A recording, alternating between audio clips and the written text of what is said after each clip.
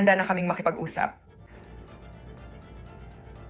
Gayunpaman, nabubuhay tayo sa isang mundo kung saan madaling manipulahin ang mga boses at larawan. Kailangan naming makasiguro na siya ay buhay at nasa inyo siya. Handa kaming makinig sa inyo. Pakiusap makipag-ugnayan kayo sa amin. Sinusubaybayan namin ang mga pinakabagong balita. Ang mga angkor ng palabas ngayon, si Savannah Guthrie kasama ang kanyang mga kapatid sa kanyang tabi, ay gumagawa ng agarang panawagan na maibalik na ang kanilang ina sa kanilang tahanan. Si Nancy Guthrie, 84 na taong gulang, ay di umano'y kinuha mula sa kanyang bahay sa kalagitnaan ng gabi sa pagitan ng Sabado at Linggo at wala nang nakakita sa kanya mula noon. Ayon sa pulis, wala pa silang pinaghihinalaan pero marami ngayong aktibidad sa bahay ni Nancy Guthrie. Bumalik na ang mga investigador at aalamin natin kung ano ang maaaring hinahanap nila. Narito tayo sa kaso ng Law and Crime. Ako si Chris Stewart.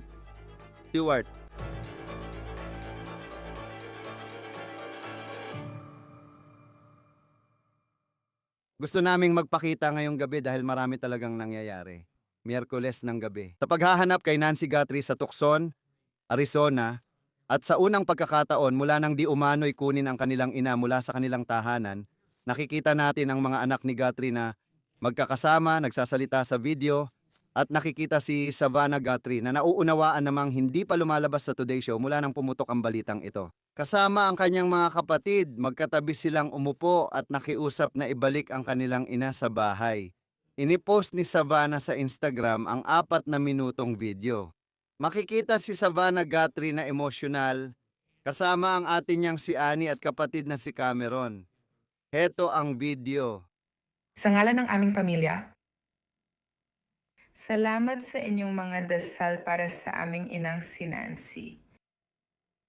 Nararamdaman namin ito at naniniwala kaming nararamdaman din niya.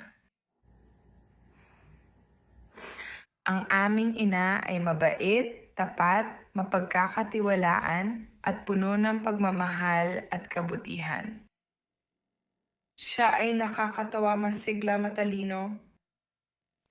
May mga apo siyang sobra magmahal at laging nagpapakita ng lambing sa kanya. Mahilig siya sa kasiyahan at pakikipagsapalaran. Tapat siyang kaibigan, puno ng kabaitan at kaalaman. Kausapin mo siya at makikita mo. Ang liwanag ay nawawala sa ating mga buhay. Si Nancy ang aming ina, kami ang kanyang mga anak, siya ang aming ilaw. Pinanghahawakan niya ang kaligayahan sa bawat sitwasyon ng buhay.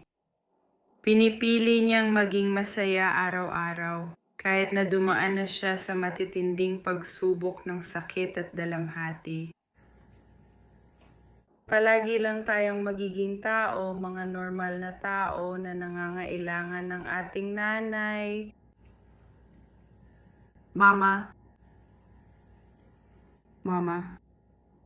Kung nakikinig ka, kailangan ka naming umuwi. Miss na miss ka na namin.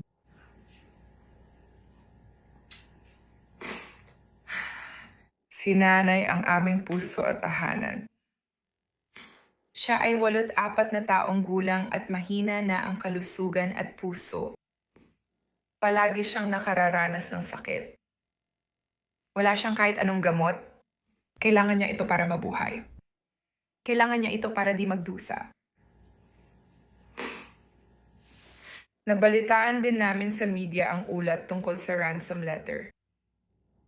Bilang pamilya, ginagawa namin ang aming makakaya. Handa kaming makipag-usap.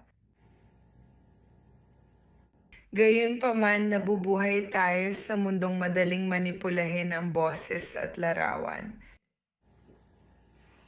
Kailangan naming makasiguro na buhay pa siya at nasa inyo siya. Gusto naming marinig mula sa inyo at handa kaming makinig. Pakiusap, kontakin kami. Mami,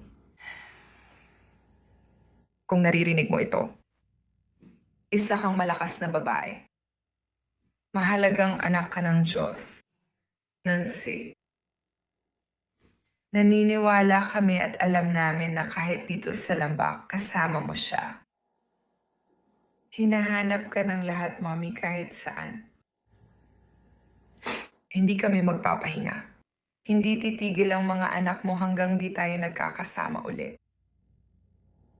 Lagi ka naming kinakausap at walang tigil na nananalangin. At nagagalak kami ng maaga para sa araw na muli ka naming mayakap. Mahal ka namin, Inay. Mahal ka namin, Inay. Mahal ka namin. May ilang dapat tandaan mula sa video na yon, bukod sa emosyon sa mga mukha ng mga anak ni Nancy Guthrie. Sa video, narinig mo ang Guthrie na binanggit ang umano'y ransom notes na ipinadala sa mga media outlet tulad ng TMZ at ilang lokal na media sa Tucson, na dumating nitong nakaraang araw o dalawa. Hindi tiyak kung nakatanggap ng sulat ang pamilya Guthrie, ngunit nabanggit mo ito. Ang sinasabi nila ay mga boses at larawan na maaaring manipulahin kapag iniisip mo ang mga bagay tulad ng artificial na intelihensya.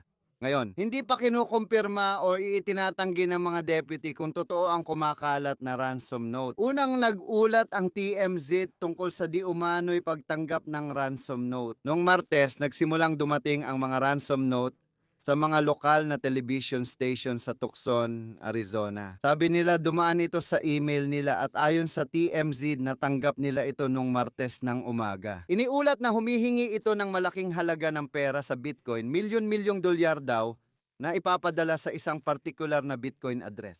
Ayon sa TMZ na verify nila ang Bitcoin address at may deadline sa note kung kailan ipadala ang Bitcoin.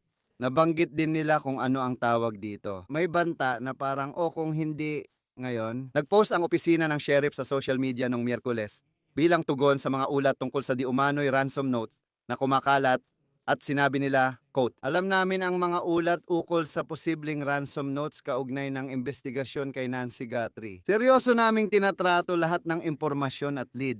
Anumang impormasyon na natatanggap namin ay direktang ipinapasa sa aming mga detective na nakikipag-ugnayan sa FBI, wakas ng pahayag. At muli, hindi pa rin namin alam kung nakatanggap ng anumang uri ng ransom note ang pamilya Guthrie. Dahil doon, naglabas ng video si Savannah sa Instagram ngayong gabi.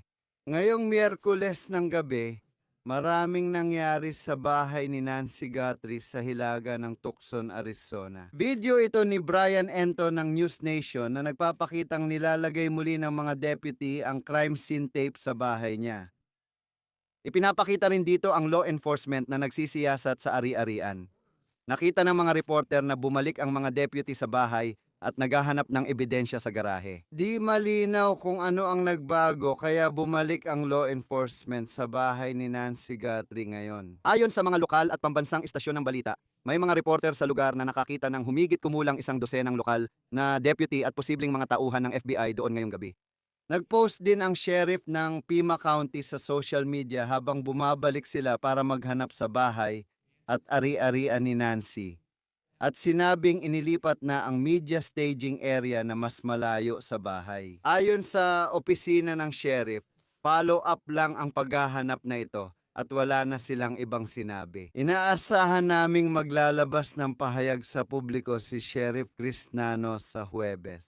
Sa press conference nung Martes, sinabi ng federal agent na sinusuri nila ang mga cellphone pero di malinaw kung kanino maliban sa kay Nancy na hawak na nila. Hawak nila ang iPhone ni Nancy ayon sa ulat ng Fox News Digital. Nasa charger pa rin sa tabi ng kama ang Apple Watch niya. At mula sa dispatcher audio, alam natin na may pacemaker siya. Lahat ng mga bagay na yan ay maaaring maging napakahalagang ebidensya kapag iniisip mong buuin kung nasaan si Nancy Guthrie. Magbibigay ng update ang sheriff ng Pima County sa media sa Huwebes, alas 11 ng umaga, unang beses mula Martes. Lokal na oras sa Arizona, iyon ay alauna ng hapon sa Silangan. Noong Miyerkules, itinanggi ng departamento ng sheriff ang anumang ulat o spekulasyon na may suspect na sila sa kaso. Naglabas ng pahayag ang departamento na nagsasabing sa puntong ito, hindi pa nakikilala ng mga investigador ang anumang suspect o taong interesado sa kasong ito. Patuloy na kinakausap ng mga detective ang mga nakausap ni Ginang Guthrie at mahigpit silang nakikipagtulungan sa pamilya Guthrie. Habang mahalaga ang pag-aalala ng publiko, Ang pagpapakalat ng di beripikadong paratang o maling impormasyon ay irresponsable at hindi nakakatulong sa investigasyon. Wala pang suspek o taong kinahihiligan na natutukoy sa ngayon. Siyempre, sino man na may impormasyon, kung nanonood ka nito at may alam ka kung nasaan si Nancy Guthrie, kailangan mong makipag-ugnayan sa Pima County Sheriff's Department. 5-23-1-4 siyam wala Nancy Guthrie. Siya ay 84 at ayon sa autoridad, kailangan niya ng gamot ayon sa sheriff. Delikado kung hindi niya makuha ang gamot sa loob ng 24 na oras at lumampas na tayo sa oras na iyon. Sabi ng sheriff na si Nancy ay napakatalino rin, matalas ang kanyang pag-iisip pero ang hamon ay sa pisikal. May mga limitasyon siya. Sabi ng sheriff, mahihirapan siyang maglakad ng 50 yarda mag-isa. Patuloy naming susubaybayan ang kaso at dito nagtatapos ang breaking news ng On The Case mula sa Law and Crime. Mag-subscribe kayo sa amin sa YouTube at Spotify at ngayon mapapanood nyo na rin ang mga episode namin sa Peacock. Ako si Chris Stewart, magkikita tayo sa susunod.